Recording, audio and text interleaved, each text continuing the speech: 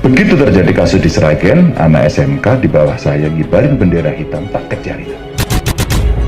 Ya terjadi di beberapa sekolah nggak mau hormat bendera, mama gitu-gitu itu ya terjadi. Sudahlah, ini zaman berubah, jangan lagi kita mengglorifikasi tentang menurut saya itu tidak ada. Terorisme ini kebanyakan itu dibikin-bikin, dibuat-buat. Ideologi kita Pancasila ya, kita menghormati sesama ya, gitu kita tulis. Jadi kalau ada indikasi sedikit saja dan itu masuk medsos, Anda ketika masyarakat itu tidak tahu faktanya tentang terorisme atau teror, itu sulit sekali kami ajak bersama-sama atau kita ajak bersama-sama untuk deradikalisasi. Wong faktanya saja nggak tahu, apalagi bagaimana bisa diajak untuk menanggulangi dan mencegah terorisme. Sudahlah, ini zaman berubah, jangan lagi kita mengglorifikasi. Kenapa ini kita lakukan dan mesti tegas? Begitu kita toleran Bapak Ibu, itu menggurita. Siapa sih yang tidak dimasukin mereka? Anda juga termasuk kecewa nggak kalau ada pernyataan elit politik yang mengatakan tidak ada radikalisme di Indonesia? Kecewa, karena apa? Menanggulangi dan mencegah terorisme itu harus semua lapisan masyarakat terlibat. Apakah ini strategi Gerindra untuk meraup banyak umat dari yang pro ataupun yang kontra pemerintah? Atau memang itu ya hanya kesalahan pribadi Fadlizon? Tapi kalau kemudian membuat citra buruk partai masih dipertahankan, itu hal yang aneh saya kira.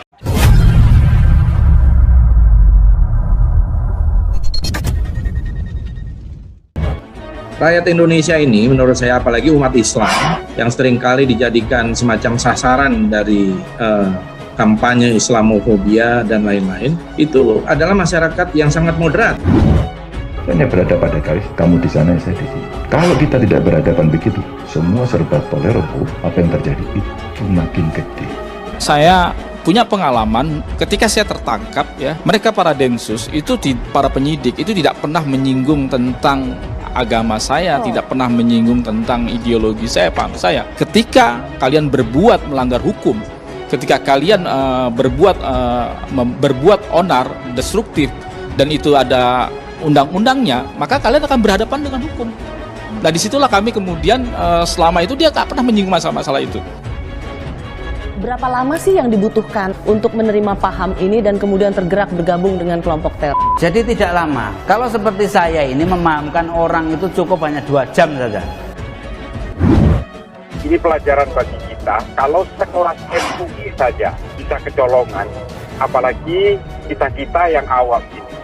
Ada 28 berita acara pemeriksaan tersangka, keterangan ahli, dan juga dokumen-dokumen yang menjurus kepada para tersangka, yaitu FAO, kedua tersangka AZA, dan ketiga tersangka AA, di mana di dalam organisasi Baitul Mal Abdurrahman bin Auf, tersangka AZA sebagai Ketua Dewan Syariah Lembaga Ambil Zakat Baitul Mal Abdurrahman bin Auf, dan FAO sebagai anggota Dewan Syariah Lembaga Ambil Zakat Baitul Mal Abdurrahman bin Auf, dan saudara AA itu sebagai pendiri daripada Perisai.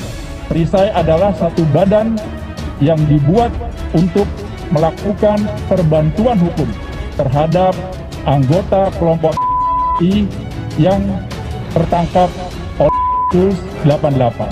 Ini adalah betul-betul tipologi Islamiyah. Ini pelajaran bagi kita, kalau sekelas MUI saja bisa kecolongan, apalagi kita-kita yang awam. Jadi saya lumayan kaget karena data 88 lebih lengkap.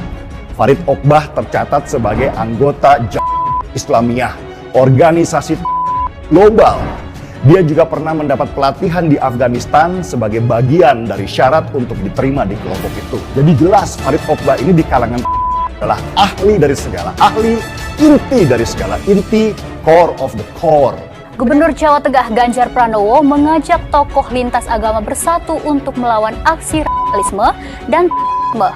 Ganjar juga meminta Forum Kerukunan Umat Beragama atau FKUB untuk gencar sosialisasi dengan memberi gambaran kerukunan antar umat beragama di Jawa Tengah kepada masyarakat luas. Teman-teman Kesbang, FKUB, dan tokoh lintas agama di Jawa Tengah ini bertemu untuk menyampaikan, mengevaluasi, membaca situasi kondisi yang terjadi pada hari ini agar kita semuanya bisa tenang, bisa mensikapi dengan baik, membuat perencanaan program yang bisa bikin ayem, yang bisa bikin senang warga Jawa Tengah, seluruh umat beragama, termasuk anak-anak muda. Maka kemudian kita obrolkan kejadian-kejadian terakhir dan ternyata kawan-kawan juga sepemikiran dengan kita. Kita tidak suka kekerasan, kita butuh perdamaian, pandemi juga belum selesai, kita butuh dukungan dari masyarakat. Maka harapan saya nanti tidak hanya generasi muda termasuk generasi tuanya bisa bareng-bareng untuk kita menyampaikan kepada publik bahwa kebaikan-kebaikan itu banyak kok yang mesti kita tampilkan. Meyakinkan masyarakat menggunakan medsos dengan baik dan seterusnya supaya nilai-nilai keislaman itu lebih diyakini, yang lebih benar adalah yang rahmatan lil alamin, bukan yang Islam yang menakutkan, Islam yang menjadi sumber dari konflik, gejolak, yang itu tidak kondusif dan tidak positif untuk kehidupan kita berbangsa dan bernegara.